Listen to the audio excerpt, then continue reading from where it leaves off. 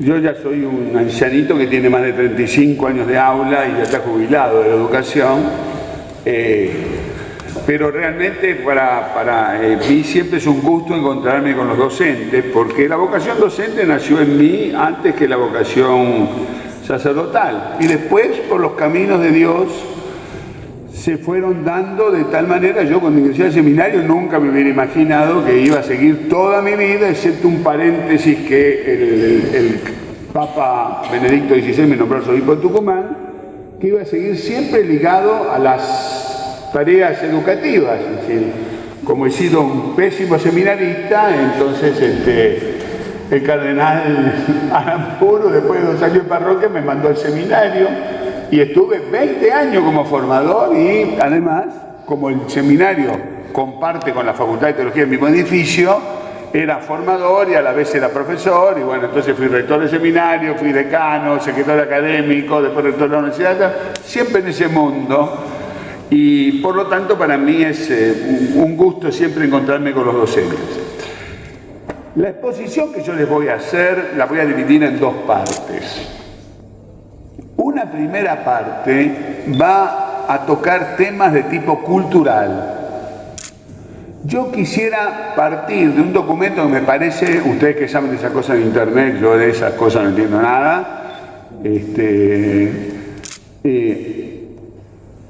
la Congregación de Educación Católica ha producido documentos interesantes. Monseñor Ariel dijo que yo era miembro, es cierto, yo comencé siendo consultor de la congregación, nombrado por el Papa Benedicto. Cuando el Papa me nombró arzobispo, me hizo miembro y el Papa Francisco me renovó por otro quinquenio. Entonces he venido trabajando codo a codo con la congregación y puedo dar testimonio de que realmente hay una gran renovación y un gran interés, y que salen cosas muy valiosas de la congregación, que a veces quizás no llegan a plasmarse en cosas concretas, y como yo siempre digo, no es porque nos falten documentos, nos falta quizá el hacer el esfuerzo de bajarlos.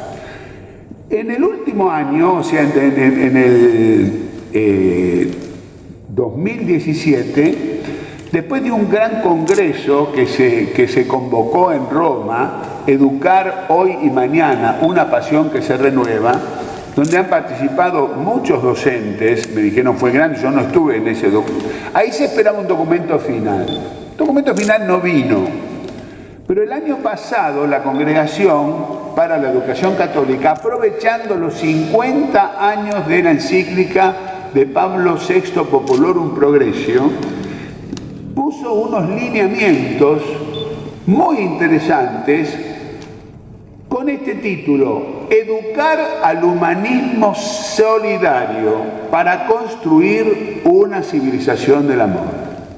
Entonces, esto yo los invito a que lo puedan bajar. Este otro documento, que fue el Instrumentum Laboris del Congreso, también tiene cosas muy interesantes, y es del año 2014, y del 2013 hay también un documento muy interesante que se llama Educar al diálogo intercultural en la escuela católica. Son documentos que pueden servir porque dan ideas. Entonces, sin más dilación, paso a la primera parte de la exposición, que es lo que yo llamaría contexto cultural. Vamos a ir cayendo de lo más amplio hacia lo más concreto.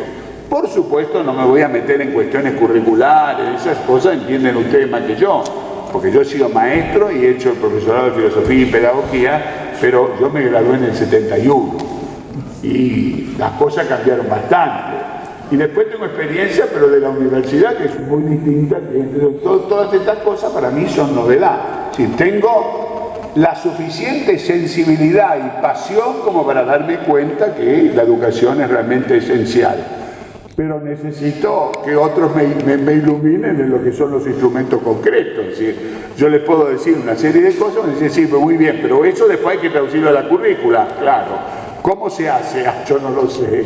Eso lo saben ustedes. Y lo saben las autoridades que están, ¿no? Y que son los responsables de eso. Bueno, muy bien. Ustedes saben que hoy día es muy frecuente escuchar que estamos en un cambio de época. Y bueno, los cambios de época son procesos históricos largos. Es decir, cuando yo hice la secundaria, allá hace tiempo, nosotros marcábamos el fin de la Edad Media, el comienzo de la moderna, con fechas concretas. Bueno, la realidad no es así. Uno se encuentra elementos de modernidad en el siglo XIV y encuentra elementos medievales en el siglo XVI. Es decir, el Renacimiento aconteció a los fines del 400 en Italia, después en el 15, y hubo lugares donde estuvo en el 16. Entonces, los cambios epocales siempre son cambios que exigen mucho tiempo, aunque ahora el tiempo es más veloz, es menos tiempo, pero uno en definitiva no sabe, son procesos que se van realizando. Y ciertamente hoy día asistimos a un fenómeno que es irreversible, que es el de la globalización. Si vivimos esto que escuchamos todos, una aldea global, pero esto es una realidad que es ambivalente y que implica numerosos estratos. Es decir, esto afecta lo económico, esto afecta lo cultural, esto afecta también lo humano. Ustedes ven que en el campo económico los economistas nos dicen de las grandes desigualdades entre los países desarrollados y los países que estamos en vías de desarrollo. También hay tensiones entre lo global y lo propio. Es decir, la tensión lógica y resurgimiento de ciertos nacionalismos que a veces no son sanos, pero uno los comprende como reacción, porque si uno dice, bueno, en última instancia, todos somos iguales, entonces ¿en qué me diferencio yo?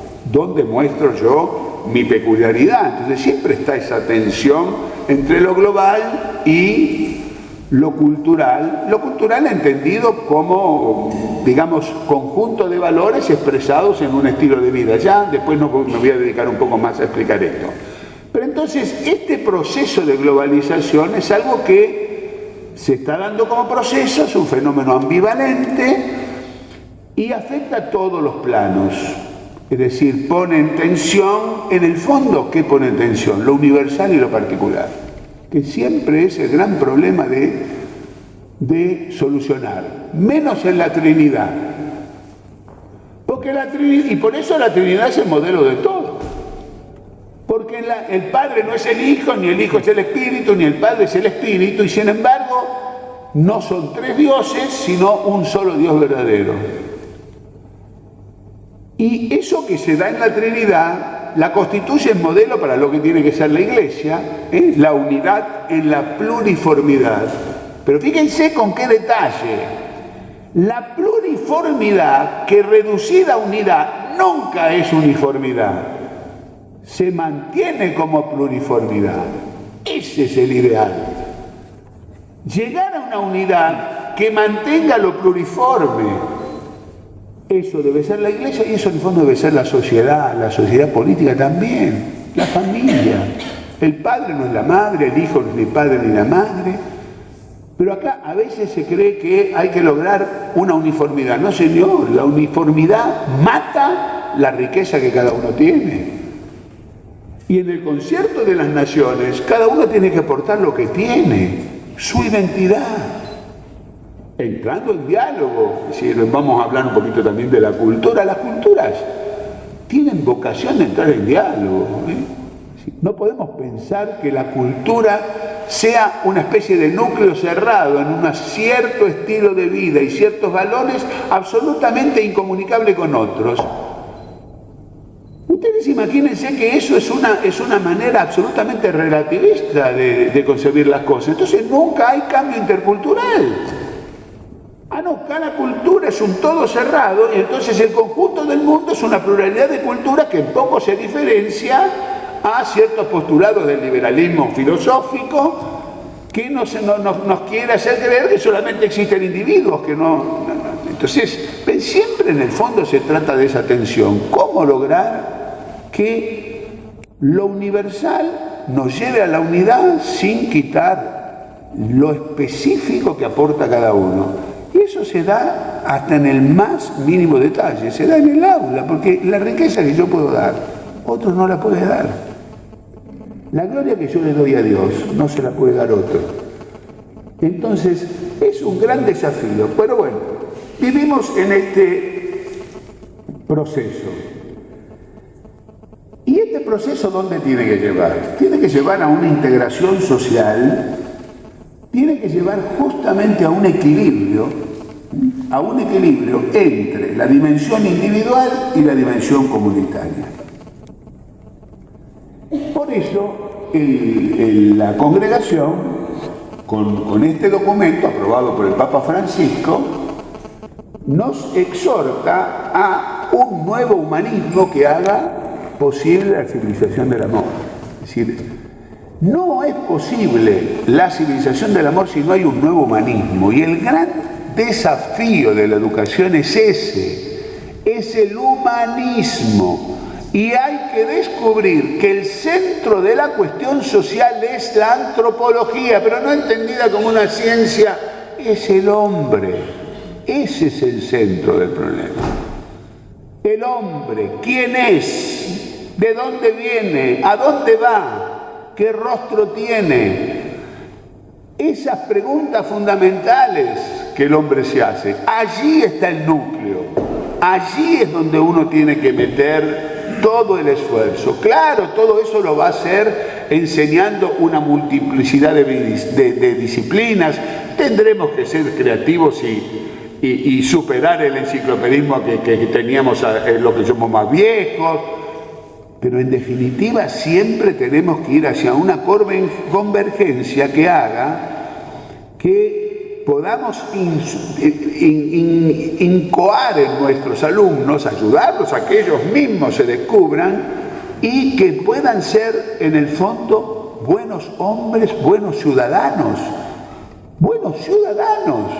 construcción de ciudadanía. Buenos ciudadanos y buenos cristianos. Si somos católicos, buenos católicos también, porque no son cosas que se oponen. Es decir, el cristiano se edifica sobre el hombre. Entonces, ¿a qué tenemos que apuntar? Al hombre, y al hombre como un ser relacionado. Bueno, sigamos. El Papa, en la encíclica Laudato Si', dice una cosa muy importante que a nosotros los docentes nos puede servir mucho. Los modelos de pensamiento influyen en los comportamientos. Es decir, hay que darle también importancia a los modelos que uno va concibiendo en educación y después va a plasmar en la actuación en el aula. ¿Por qué? Porque influyen en los comportamientos. E influyen de una manera mucho más decisiva de lo que uno pueda pensar. Y además hace falta la coherencia entre lo que se piensa y lo que se vive. Porque si uno vive como piensa, está dando un buen testimonio si piensa bien. Pero si vive mal, a la larga terminará pensando mal. Es decir, hay como una interrelación entre los modelos de pensamiento y las actitudes concretas y los comportamientos. Y el Papa dice, sin esto, sin darnos cuenta que el modelo de pensamiento que nosotros les vamos a dar a los jóvenes, a los alumnos, de todos los niveles que imaginemos, la educación va a ser ineficaz y el esfuerzo va a ser estéril. Entonces, ¿cuál es el centro? El centro es la concepción del hombre, conocida primero, tiene que ser conocida y formulada. Es un desafío muy importante, formular. Nuestros chicos a veces necesitan más ejercicio en eso. Ay, profesor, si yo pudiera decirlo así como usted, pero si nunca lo dejo que hable el tipo. Y si yo pudiera escribir, si nunca escribe. Mire, yo me recibí de maestro con los marianistas. Tenía un profesor de literatura, Modesto Andrés. Los marianistas eran terroríficos y represores que nos daban el boletín cada 15 días. Cada 15 días venía el boletín y este cristiano de pocos años de adolescente tenía que ir. Y Modesto Andrés nos daba un libro para leer. Te los tenías que leer y hacer el comentario del libro, y el tipo se lo corregía y te daba y te ponía una nota cada 15 días. Así que imagínense lo que yo he leído de literatura española durante un siglo lectivo. Si cada 15 días había que leer un libro distinto y además escribir. Entonces, la concepción del hombre nosotros tenemos que darla a conocer. Pero no es que yo me voy a poner una materia que se llama concepción del hombre. Es como si yo dijera, bueno, ahora vamos a enseñar cómo se vive en familia. No, uno a través de todo lo que es el desarrollo curricular, en todo lo que acontece en el aula, en la escuela. Es decir, uno tiene que lograr que nuestros alumnos conozcan bien quiénes son. Entonces debe ser conocida, debe ser testimoniada también por nosotros. Y además tiene que ser actuada. Conocer, testimoniar y actuar, es decir, hay que poner por obra las cosas. El Papa Benedicto XVI, en una encíclica muy importante, Caritas in Veritate, dijo precisamente que la cuestión social ahora es una cuestión antropológica. O sea, la gran pregunta es el hombre, el destino del hombre, el sentido de la vida del hombre. Es decir, nosotros podemos hacer mucho en la sociedad. Sí, podemos ayudar a que se consiga trabajo, a que se consigan viviendas dignas, pero si no llegamos al punto en el cual uno puede saber para qué vive, por quién vive, y consiguientemente puede realizar la felicidad, porque todos vamos detrás de la felicidad. Miren, somos tan pobres que nadie puede renunciar a ser feliz. Uno se puede equivocar en donde encuentra la felicidad, pero no puede que no querer ser feliz. Todos buscamos la felicidad. Imposible no querer ser feliz. Entonces, si no centramos el tema en el hombre, estamos listos.